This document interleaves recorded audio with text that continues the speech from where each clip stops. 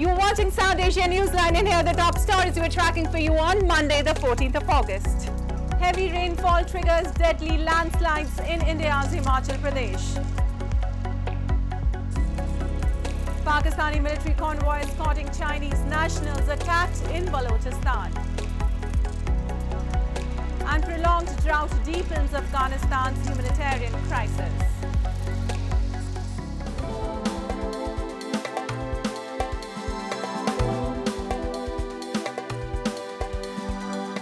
And now for all the details. Torrential rains in India's Himachal Pradesh state over the past weekend triggered landslides which have killed more than 20 people and dozens were feared trapped.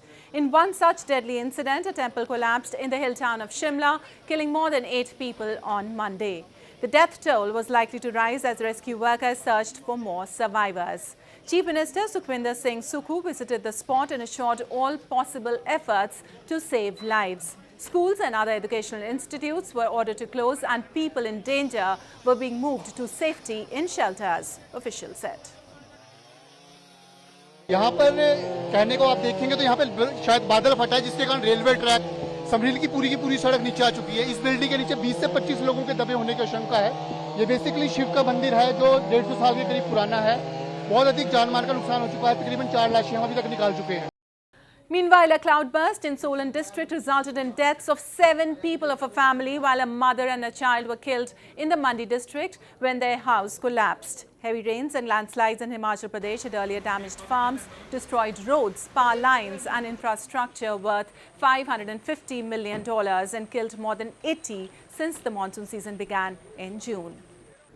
Well, a Pakistani intruder was shot dead by India's border security force personnel while he was attempting to cross the border in Pathankot area in the early hours of Monday. The BSF in a statement said despite repeated warnings, the intruder persisted in advancing towards the border fencing, prompting the BSF to take action. This comes a day ahead of India's 77th Independence Day, when security forces get more vigilant to counter any possible threats. On Monday, security remained tight in all major cities and border areas. India has long accused Pakistan aids terrorists to mount attacks on Indian soil. Islamabad, however, denies the charge. सिर्फ लाल किले में जैसा कि मैंने बताया हमने वहाँ CCTV cameras तो हमारे हैं ही। इस बार वो एआई एनेबल्ड हैं और ऑफ कोर्स फेशियल रिकॉग्निशन है, एंटी ड्रोन सिस्टम्स हैं, एयर डिफेंस है, मोर्चास लगे हुए हैं, हर एक चेक पॉइंट के ऊपर मोर्चा है।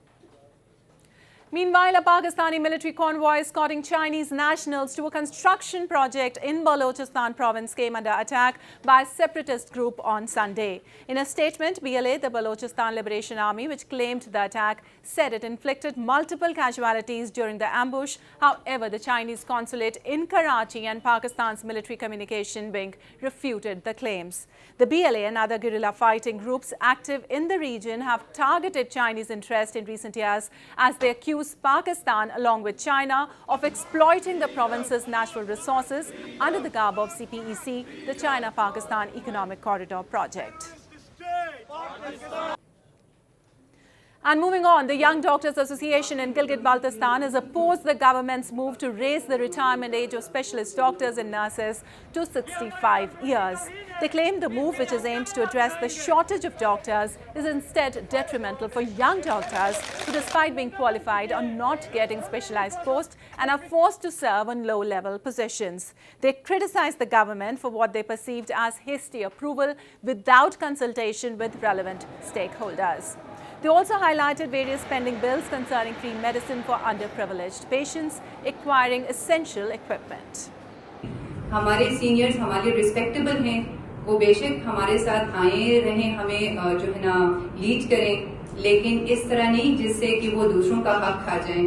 जो हमारी नई जनरेशन है, आगे जो आएंगे, हम तो अभी 18 में हैं, हमारा कोई इशू नहीं है, हम जाएंगे इंशाल्लाह आगे 20 तक भी जाएंगे, लेकिन जो हमारी नए डॉक्टर्स आएंगे उनके लिए जो इश्यूज क्रिएट हो रहे हैं, कितने हमारे डॉक्टर्स जो पिंडी, इस्लामाबाद, मुख्तलिफ सिटीज में माइनर एमओज की जॉब्स कर रहे हैं, एसआर्स की जॉब कर रहे हैं, अगर उनको यहाँ पे गिलगित सिटी के अंदर अपने घर के दरवाजे पे अगर जॉब मिल जाए, अपने इलाके की वो खिदमत करें।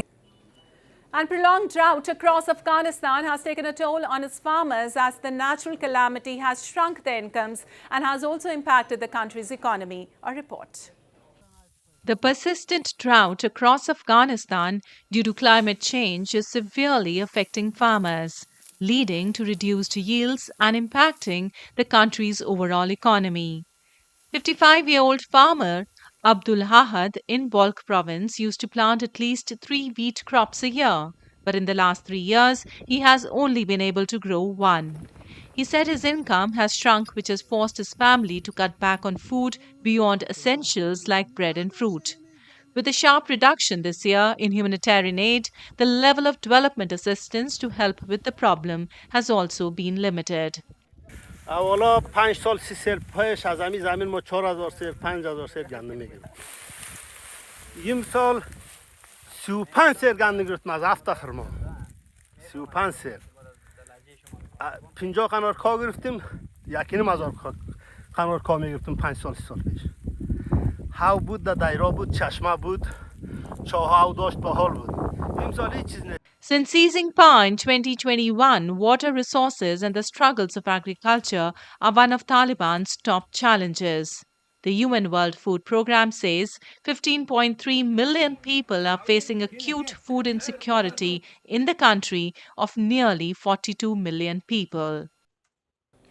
Moving on, Nepal's Prime Minister Pushpa Dahal on Monday reshuffled his cabinet after CK Raut-led Janamat Party joined the coalition government for the second time. The regional party, whose leader Anita Devi Saha was sworn as Minister of Federal Affairs, had earlier quit the Dahal administration, expressing dissatisfaction with the Prime Minister over the ministerial position. However, it had not withdrawn its support for the government.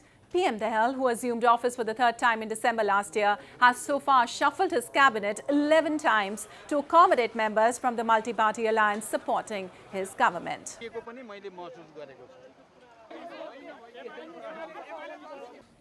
And tens of thousands of people thronged India's southern Kerala state to witness the 69th edition of the famous Nehru Trophy Boat Race this past weekend.